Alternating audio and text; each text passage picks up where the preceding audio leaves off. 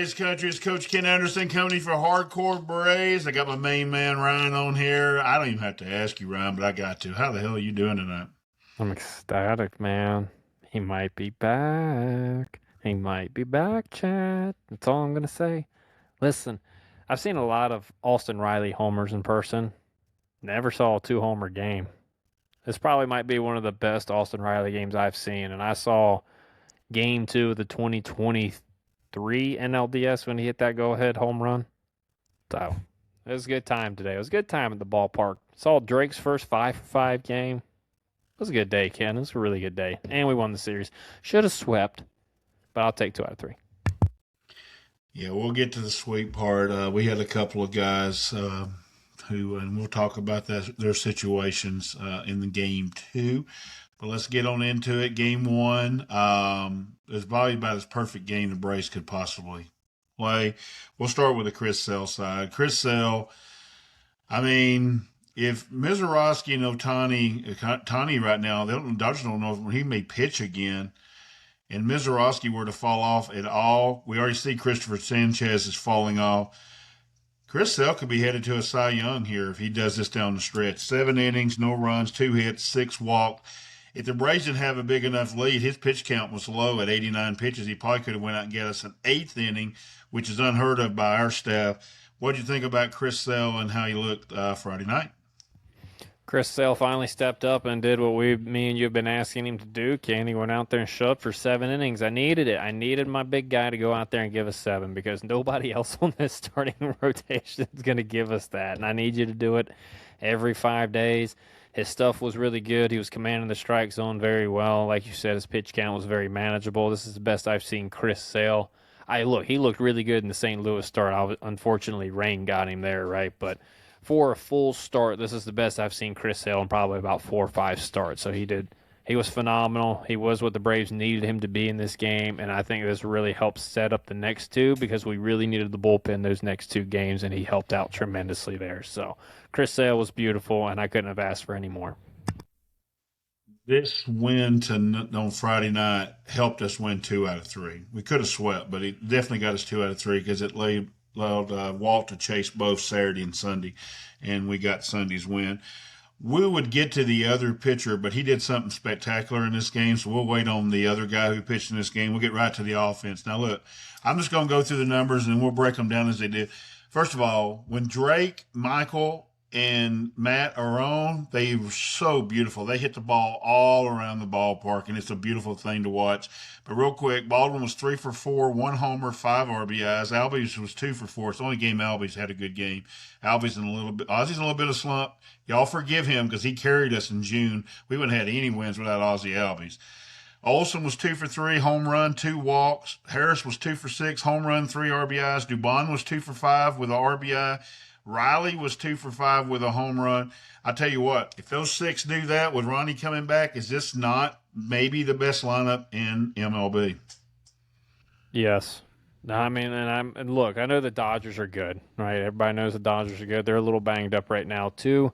Will Smith's out. They kind of have a little bit of they're playing around with the bottom of the lineup, but yeah, I mean, up and down when you have your top 7 that the Braves can roll out there, I don't think there's anything that's going to match up. I mean, look, the Dodgers can match up with them, but overall, I don't think there's many other teams that are going to match up 1 through 7 with this lineup the way it can be constructed. And if this is a big if, I don't think he's going to come back and do much. But if HSK comes back and even puts up a 700 to 720 OPS for the remainder of the season, I mean, you're looking at a good, strong 1 through 9 in the lineup. And there's only one other team that can say that, and it is the Evil Empire that's out there on the West Coast. So hopefully this was a really good start and really good sign for the offense.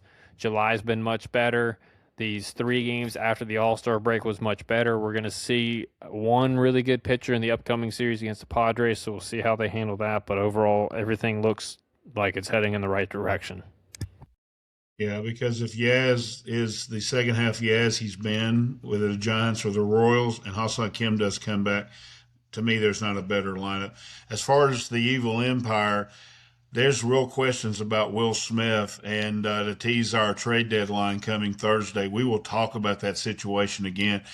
The rumors are, we brought it up on Thursday, and now everybody must be watching our trade deadline pod, Ryan, because they're bringing it up too that Francisco Alvarez would be a perfect fit in LA. So we'll see. As far as the game, they had really good swings, and you could really see that Drake is fixing to be on one. There's that swing, middle backside. You talk about it on the Braves hip call all the time. We'll know when this offense gets going because he'll hit more and more pitches, middle backside. I saw a ton of that this weekend. How about you? Yeah, Drake looked really, really good. Hold on. He got a little cough going, but yeah, Drake and Elrom hitting the middle backside. So Ryan, you there? You ready to go? You let me know. But I tell you what, Ozzie had 2 hits, and we should have known from this one hit here. He hit 2 inches off the ground that he wasn't really back. Ozzie's struggling right now, but that's okay. Ryan told me at the ballpark, he's right. He'll hit his way back into a hit streak because he's going to swing at every pitch, and he'll be fine. So a little bit more on that middle backside that you've been talking about on the Braves hip core, Ryan. Yeah, man, that was the approach this series, right? Get the ball up, drive it up the middle the other way, really keep your direction going to the big part of the field, and the guys did that this series. Now, that's not saying they didn't pull the baseball. I mean, they did, but when you keep your direction to right center field on the fastball, you're going to be a little bit early on the breaking ball. As long as you make the proper adjustment, you can still drive it out to the big part of the field, whether that's left center field or pulling it. And they did a really good job. I mean, they hit the ball all over the ballpark. They worked counts. They took pitches. They didn't swing at anything ridiculous, well, besides Ozzie. But Ozzie is Ozzie. He swings into them and out of the slumps. He will do that. And we just live with it. Dubon's kind of the same way. Man, you saw that today in Game 3. But overall, man, their approach is cleaned up a lot. They're executing their game plans again. They're going in there. They're making sure that they're hunting their windows again, and they're getting pitches where they need to be in order to have a lot of success. And they're doing a great job executing their game plans. And like I said to you today at the ballpark, there's not anything that I can say in any of these games where the offense had a letdown. They executed every single game, and that's all I can ask for. It really is. And we told you before that of the two that needed to get hot, Ronnie was the guy because Austin Riley, one thing that y'all have not noticed, or at least you haven't vocalized it, you might have noticed, is Austin has not pouted. He has played great defense. He plays Brooks Robinson defense. Let me tell you something. When the game is 12-1 and you make a diving catch like he did in foul territory, that tells you about a guy who's not pouting, in my eyes, Ryan. How about yourself? That was a hell of a play he made. Up 12-1 dive to save Victor Medeiros run there. What do you think? Yeah, look, I mean, Austin's had a crap year, but he hasn't really let that affect him, who he's been in the clubhouse to the other guys. He's not, there was like 1 or 2 series where it kind of started affecting him on defense a little bit, but he righted the ship there. He's been playing great defense most of the year. He's been a good teammate to the other guys. The best example that I can give is when Yaz hit the grand slam in Pittsburgh after I think he struck out with the bases loaded.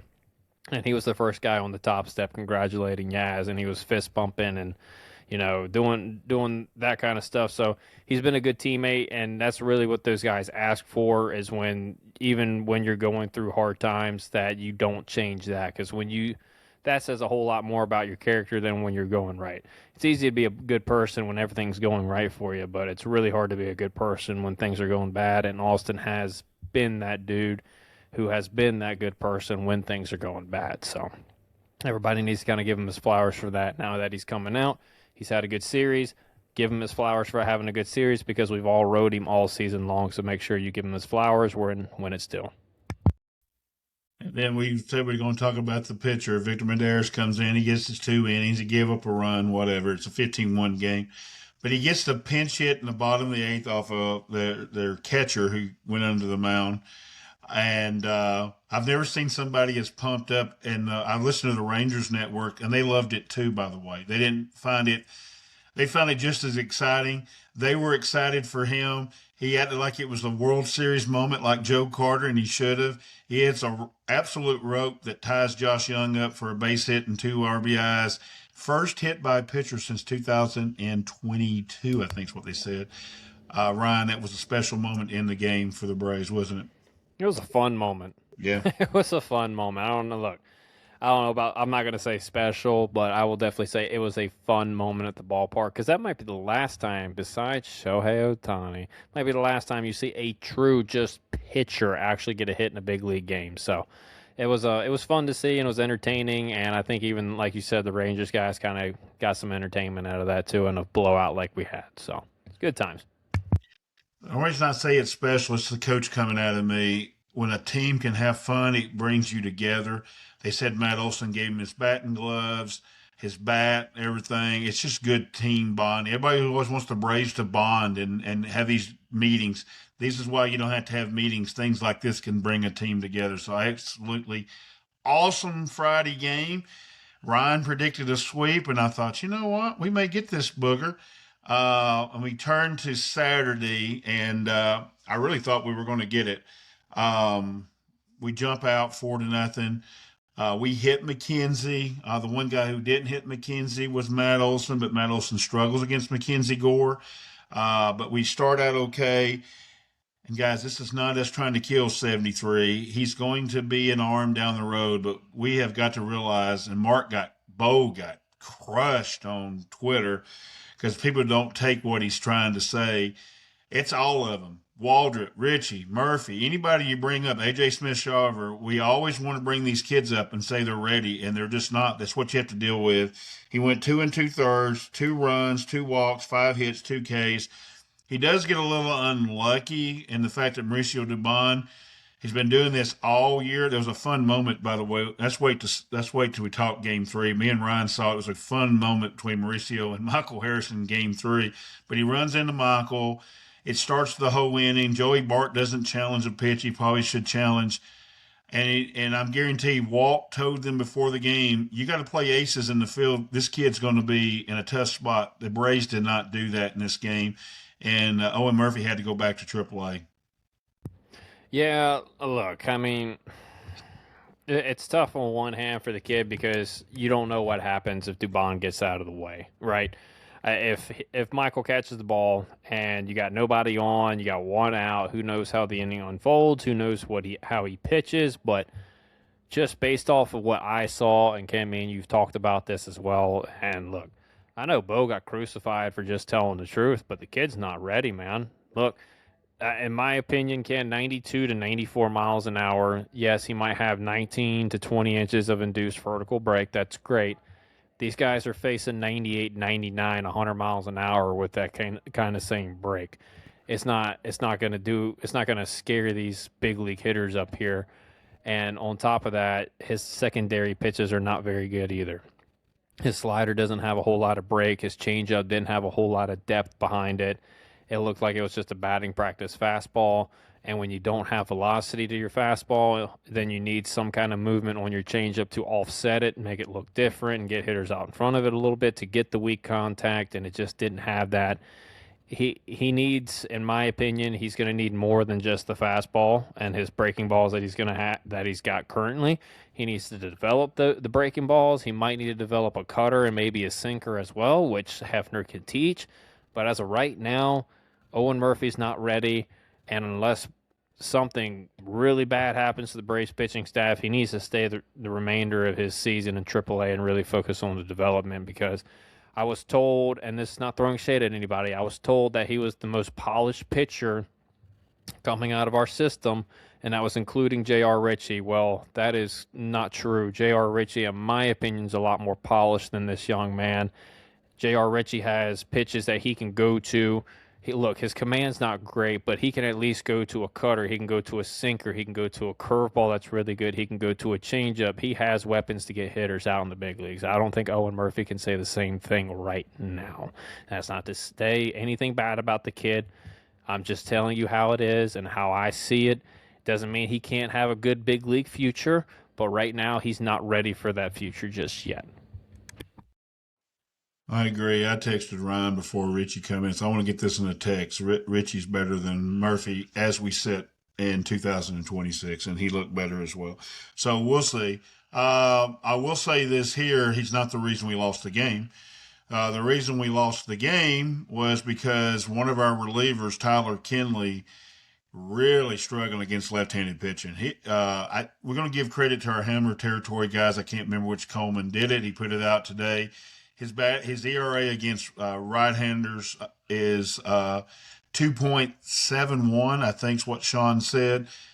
Over 6 against left-handers. He is struggling, and maybe that's the reason why that's been leaked out. The Braves may look for another high leverage guy. Join us on the Braves Hip Coil in the series preview. We think we have a high leverage guy that we like for the Padres to drop off as they leave the stadium on Thursday.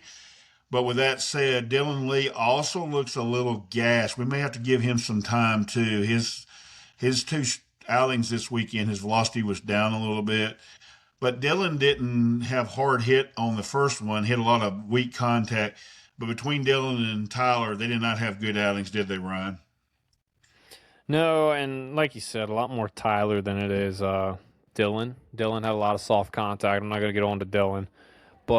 And I know people are going to be like, well, you got to get on to Dylan. Well, I mean, you can't help the BABIP, as a lot of people like to say on social media, and that's batting average on balls in play. And look, he got soft contact to death there. Look, as long as you're not giving up bombs, I can't really complain. As long as you're not walking people, I can't complain. Well, Tyler Kinley did both of those things. He walked a guy, and then he hung a breaking ball, and that's another thing that I'm worried about Kinley. His slider's just not been good, especially since coming off the IL, and that's not a good thing because that is his pitch. He likes to throw it, and he doesn't use his fastball enough, I don't think. And when your slider's already not working and you're going to it consistently, it's going to get hit. I wasn't, and I know a lot of people were. I was not a big Tyler Kinley guy in the offseason. He's been decent this year. He was really good in the first 6 weeks. I was always wondering if the back of the bubblegum card was going to show up because most of his career he's not been good, and it's starting to show up a little bit. So we're in a tough spot. We got to get Suarez back, but Suarez is being slow played as he should. Once he comes back, the bullpen kind of settles back down. But as of right now, do we need another high leverage arm? I don't think we need a high leverage arm, but I think we need another like Dylan Dodd-esque type reliever, somebody that you can at least rely on to get outs more times than give up 2-run bombs that tie the baseball game. Yeah, we'll see how Alex attacks this. Definitely, he's got to put the whole pen together. Again, we've advocated many times on this show, and I think our other talking heads as well. If you go get 2 starters, that allows you to put Grant Holmes down there, and I think it clears everything up in the bullpen. But we'll see. Offensively, though, we kind of give them a run and get back in this ball game. Michael hit a home run here, by the way. I tell you what, Michael's grown into a top 20 player in the baseball, it seems like. That guy did not make the All-Star team, by the way. But, Mauricio hits a big hit. We had our chances late. We just couldn't get a big hit late. There are 2 guys in the back of the bullpen. We warned you, Eunice and the kid closer is really good. And we did hit Eunice a little bit, but Latz shut us down. But I did like the fight in the team, didn't you? Yeah, man, they didn't quit. Like, that's the only thing I ask guys late in games. Give yourself a chance. Go up there and grind out at bats and, put the ball in play. And, I mean, that's what they did. They had good at-bats against Latz. They had good at-bats against Eunice, and they just came up a little bit short. Dubon hit a double that almost went out of the ballpark, that almost tied the game, but it brought us within 1 run. Again, I can't complain anything on the offense. The offense did their job. They scored 6 runs. 6 runs should be enough to win you a big league game most games. It just wasn't, unfortunately, because the gentleman on your screen just can't help himself in giving up base hits and home runs right now, unfortunately. So until that gets cleaned up, the middle relief corps is once again an issue. But again, hopefully, once we get some pieces, hopefully that solves itself. But right now, I can't say anything bad about the offense, Ken, which is nice. We've been talking really bad about the offense the last few weeks. Yeah, they're coming. They look good. They look like the first of the season. And like I said, Ronnie gets back and hits. It's going to be a really deep lineup. So we lose. We got to go to Sunday and try to win a series. We have Grant Holmes, and I just always say to my Usher friends, well, we know he's going to be shut out through the first 3 innings. Hopefully, he can score some runs early. We did before we get to the Grant Holmes part. We scored a run in each of the first, I think, 4 innings, all 1 runs apiece. I thought Michael might have got that ball out of the ballpark in the first inning, Ryan. It fell short. He got a sac fly. And then Baldwin hit a home run. Riley hit a home run. Riley smoked that curveball. I mean, he crushed that curveball. He hit a mile. And, so Baldwin and Riley, Baldwin today was 5 for 5. 2 home runs, 2 RBIs. Riley was 3 for 4, 2 home runs, 4 RBIs. Olson 2 for 4, Harris 2 for 4. And like you said, this was Mauricio's bad game at 0 for 5. Let you know, those top 6 hitters in the lineup, this is including Ozzie, okay? 32 for 78 on the series, 10 homers, 25 RBIs. As we used to say on the old softball fields, that dog will hunt. Outstanding day offensively today. Yeah, I mean, again, really outstanding performance the entire series. When you score 29 runs in a series, you're definitely probably going to win that series, if not sweep it. Again, unfortunately, we didn't get the sweep, but I mean, offense put together at bat after at bat this series. They locked in their approach. They kept the hunting their windows, like as I like to say it. They didn't expand much. I mean, they did everything right. They went out there with their game plan. They knew what they were looking for. They executed it very well. Besides Dubon in the last game and Ozzie in the last couple, but I mean, what more can I ask for? I mean, they go up there, they're giving you great at bats, they're taking their walks, they're taking pitches out of the zone, they're swinging at strikes, they're hitting the mistakes really hard as they should. There's just not much more to say. They played very, very sound, fundamental offensive baseball this series, and I hope it continues for the rest of the year, because if they do this for the next 2 months, we're going to be in October somewhere. Probably winning the division. I mean, really are. They do this. Shout out to our analytics department. Good job, guys. Drake talked about it in the post-game presser. If he got on base, he was stealing the first pitch no matter what. So they must have read a lot on Nathan Eovaldi. He must not throw over or look over on the first pitch. And he went, and he stole it very easily. So shout out to the analytics department. Good job. The other thing to shout out to the analytics department was that, Austin talked in his presser, and I swore I wish he'd have listened to Ryan. Ryan's whatever. He said he went and he looked, and it was the swing Friday night that threw, and y'all hammered Ryan on Twitter. Get off of him. If you haven't played baseball, then shut the up. But if you have played baseball, you know what he's talking about. That swing was not a good swing, and even it was the same swing against the sinker. And he talked about in his presser that he went to Tim yesterday, and they really worked on different things, because it was not one mechanical thing.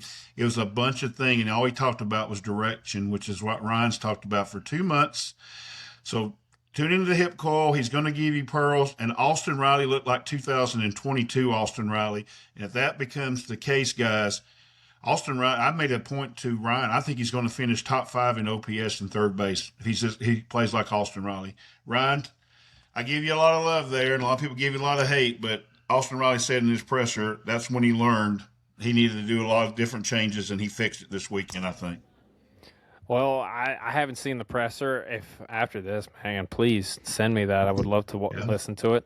I was on that with Ken. I sent him that. I was like, this is a horrible swing. I was like, look at his slide. Look at his hips sliding forward. So, I mean, just to the point, like when his front foot makes contact, his front knee should lock out to where his front hips don't move. You keep your energy back, so when you start swinging, when the bat's coming through, your energy goes up the chain into the bat, and that's where you get your power. Well, when your hips start moving forward, you're losing that power. And yeah, look, he hit a home run, but it was 60 miles an hour. I mean, it's beer league softball, and those guys don't have very good swings. I'm just saying, like, they're good softball swings. They're not good swings.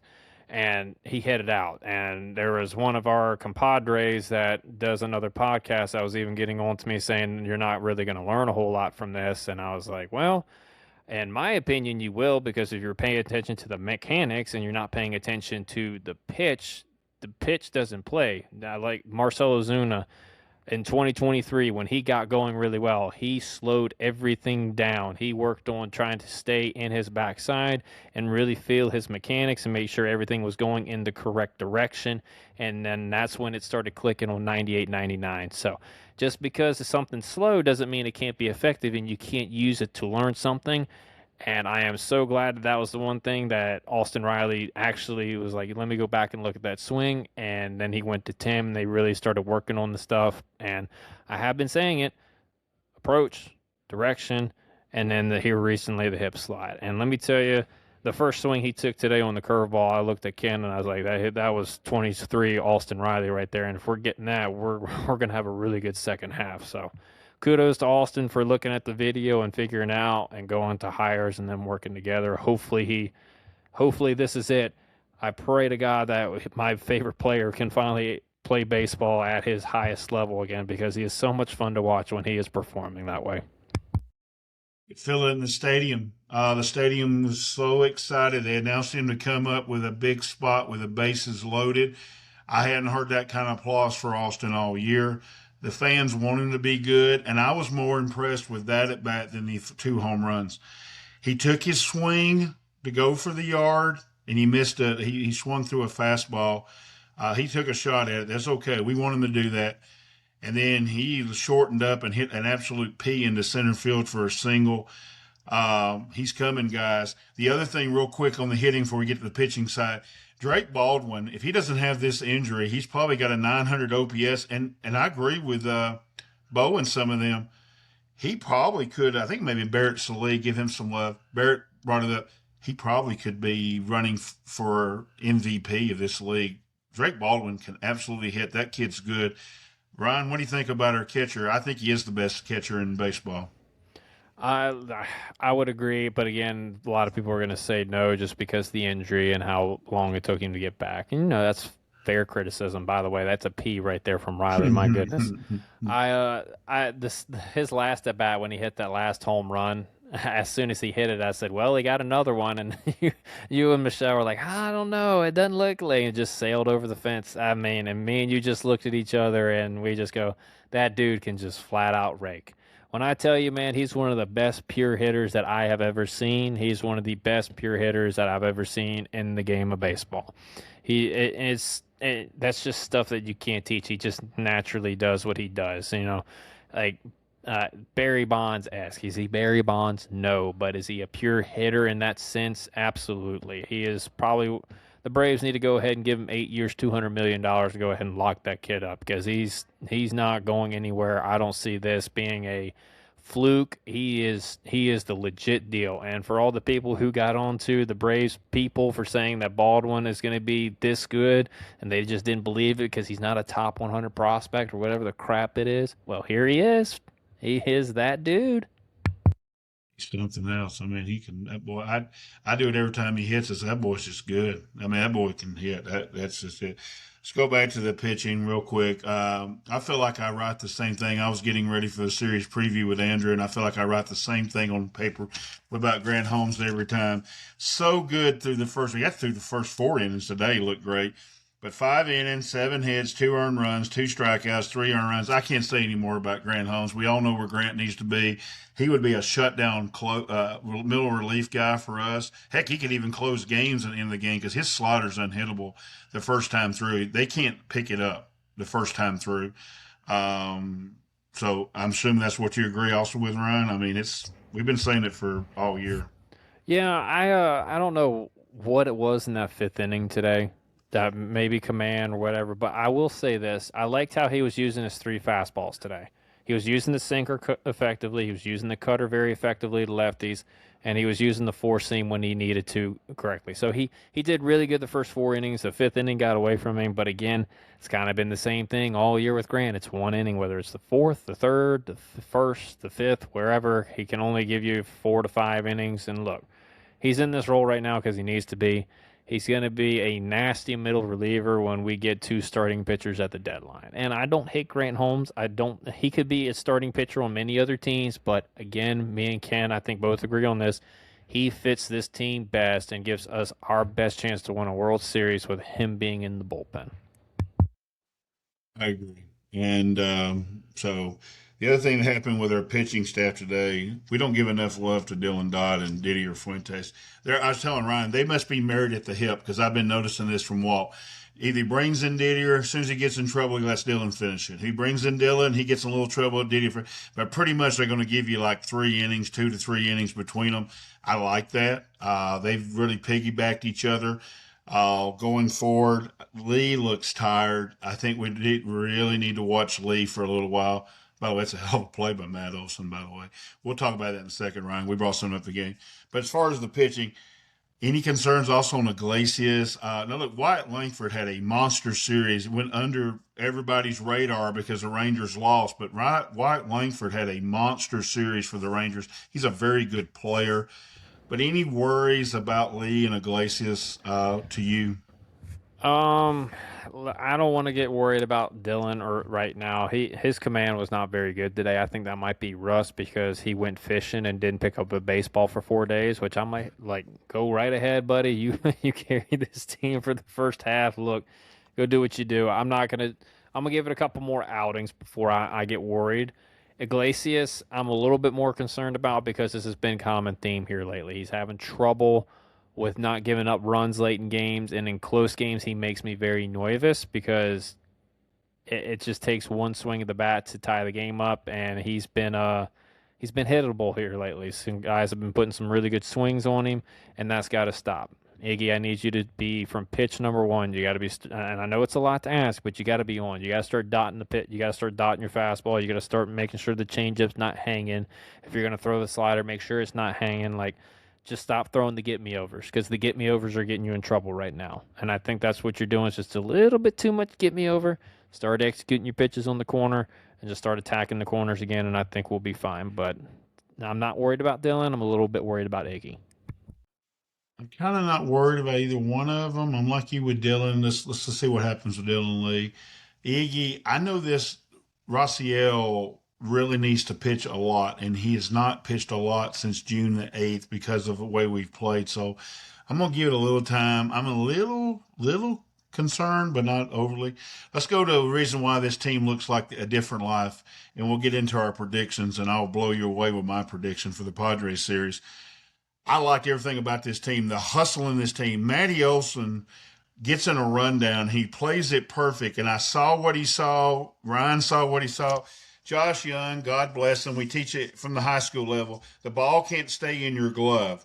It's got to stay here in your hand next to the glove because that way you can always throw it. He had it like this running in back. And look at this. He's going to put it in the glove. And then Matt goes, no, wait a minute. Where's his hand? And he takes the hand out. He's like, okay, I can get back. He has no shot. He has no shot. And the other thing he probably saw is, I don't know where Nicky Lopez is going on this play. What's Nicky here doing? Where's Nicky? What's Nicky doing? I mean, what are we doing, I don't Nicky? know. What are we doing, Nicky? Maybe he's a little brave moment. Yeah, Nicky, throw your hand up. Because what are you doing? Is he just going to hand the ball off to him right there? I don't know what Nicky was doing. Great. Yeah, And then, I mean, what do you think about this? What's Nicky Lopez doing? that was my first. Like, so you picked up on the glove Former stuff, third right? baseman. I picked up on Yeah. Josh Young messing up. And Yeah. I was like, and you were like, well, that's why Olsen went back. I was like, yeah, but look where Lopez was. He wasn't Yeah. even anywhere near the bag. Like, you're not in a rundown chat. Like, the person who does not have the ball, like Ken said, person who has the ball, you got to show it. That way, you can get rid of it really quick, and the runner can't tell. Once he put the ball in the glove, Olsen darted back to the bag. But for Nicky, the person who's on the other side of the rundown, you have to stay there. Do not come forward because as soon as you come forward, you're always giving that runner a chance to get by you as soon as the ball's released. If you're at the bag, you stay there. I don't even know what he was doing going off to the side of the bag. Like, you're taught this in middle school. This is middle school-esque baseball, and they completely on both sides. Josh Young, and Nicky Lopez both botched the shit out of this play. It was horrible. Your wife Michelle, she's like, this is rec league stuff, and they messed it up. I was like, you're 100% correct. And then to show this play here, Ezekiel Duran could not believe this. Look at this hustle from Mauricio Dubon. Ezekiel Duran did nothing wrong there, and he could tell when he went to throw it, I'm in trouble. And luckily they challenged this because the umpire butchered it. And look, he's got speed on it and everything.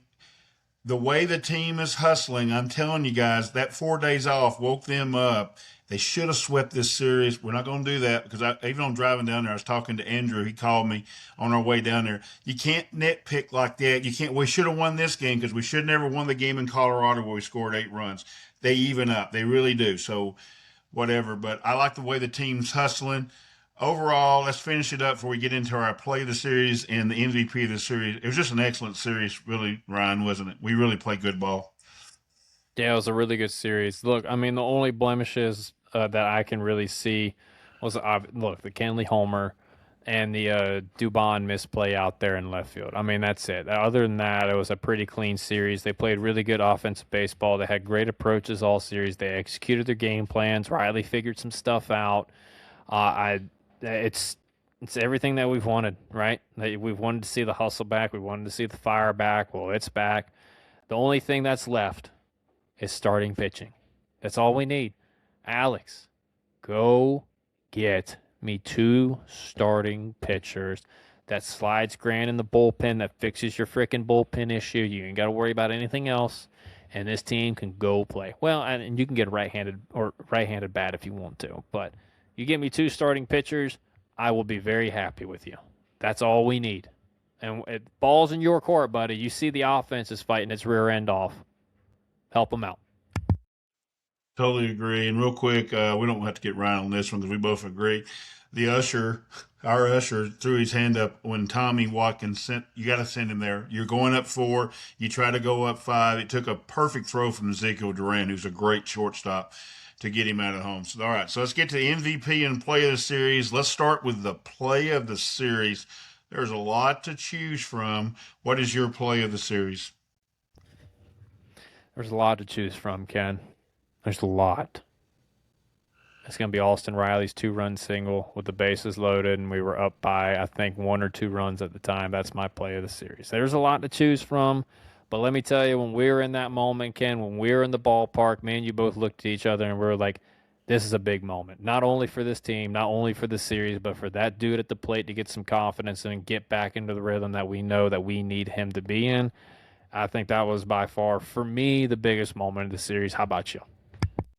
Yeah, I think it was a 4-3 ball game, and those are spots that Austin has failed in this year.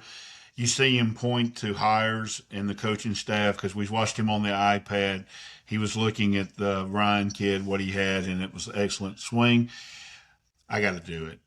I'm a pitching coach. We ain't had a hitter get a base hit since 2021-22, whatever it was. Victor McDaris, 2-run single, was the play of the series. I could just see the club is really gelled. And look, this is a team that was 10-20 going into the All-Star break. They needed this to really feel good about it. And you just watch them the way they're walking around the ballpark. The 4 days off did this team very well, and I'm expecting big things going forward. MVP of the series. Austin Riley.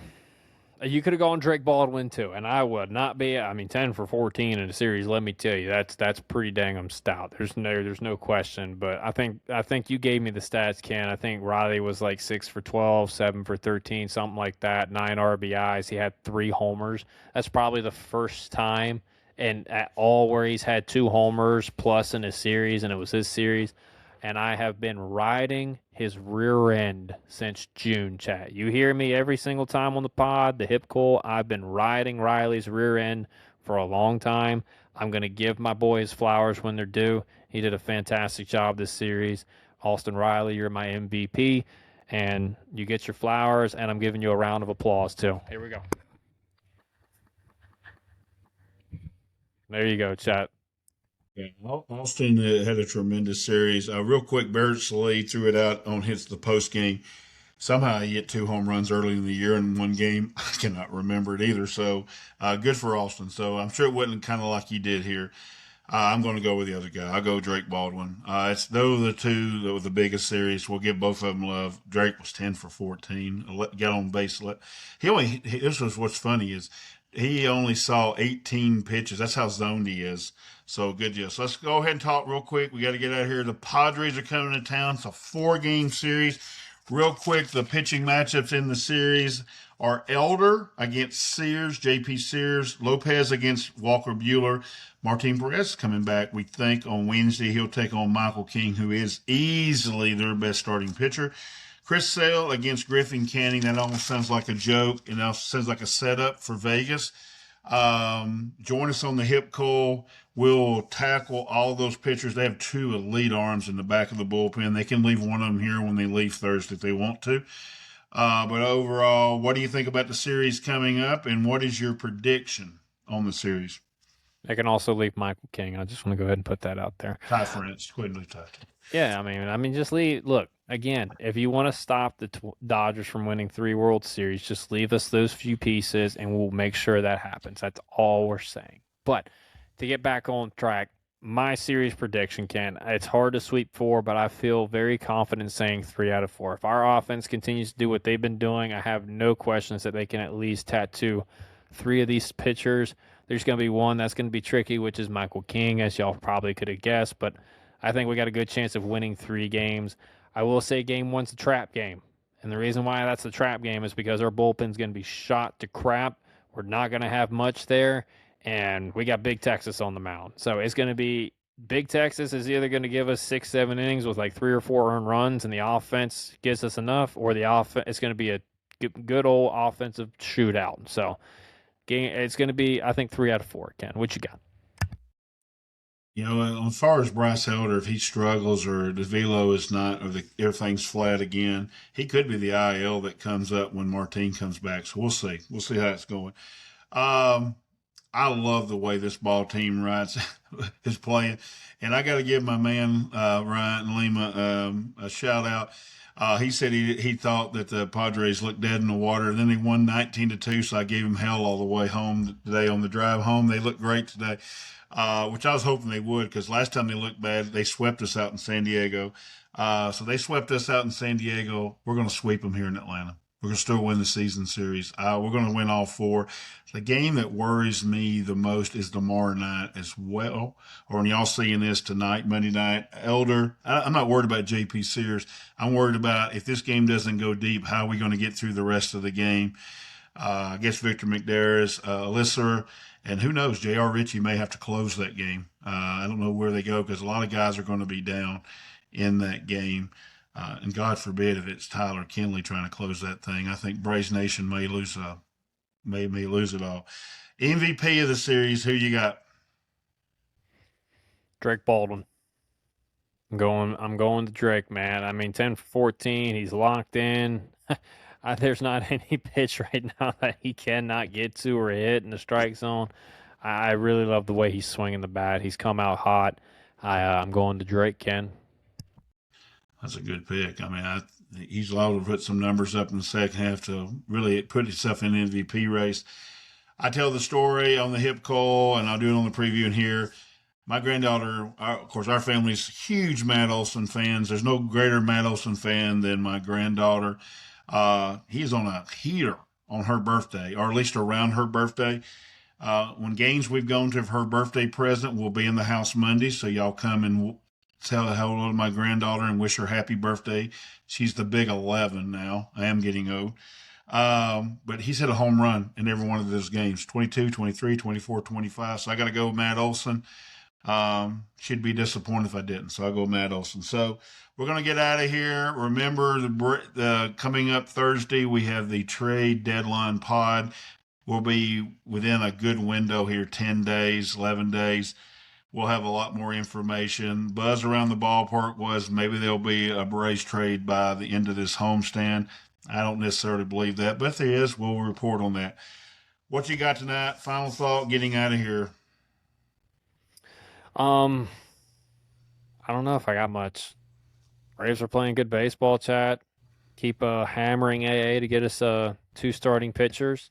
Also, if you liked the pod, please leave a thumbs up and a comment down if you're on YouTube. I want to know what trade additions you guys want. Leave it in the comments. I mean, tell me how your grandmother's doing. I don't care what you leave in the comments. You could tell us we're dog shit if you want to. Just leave something in the comments. All right, appreciate it. Thank you. Yeah, y'all like and subscribe and follow us. You can talk to us all day long. So if you're not really following us and subscribing, we may skip over those. But we don't mind. We'll answer all your questions. And I know you got a lot of trade deadline questions, so put them in there. Ryan's right. There'll be a good way, and we'll try to answer them on the trade pod coming up. So y'all leave questions in the trade deadline pod. Yes, we're talking to you, Matt Olson Burner. At least about 3 or 4, and we'll hammer them Thursday for you.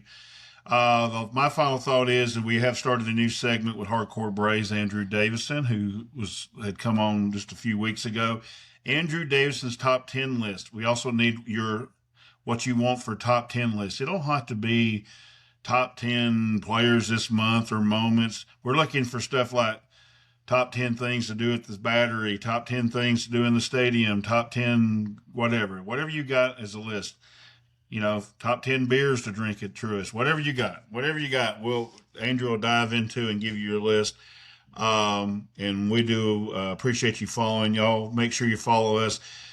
And look, Erin was at the ballpark, so y'all be following her on TikTok because she's going to have all kind of stuff.